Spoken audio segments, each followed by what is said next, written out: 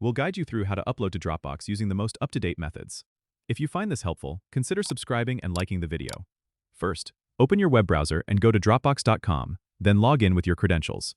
Once you're logged in, you'll find yourself on the home page. Look for the Upload button, which is usually located at the top right corner of the page, right next to the NEW folder button. Click on Upload and you'll see two options: Files and Folder. If you want to upload individual files, click on Files.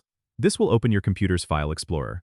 Navigate to the files you want to upload, select them, and click Open. If you want to upload an entire folder, click on Folder. Then, similarly, navigate to the folder you want to upload and select it. Dropbox will start uploading your files or folder, and you can see the progress in the bottom right corner of the page.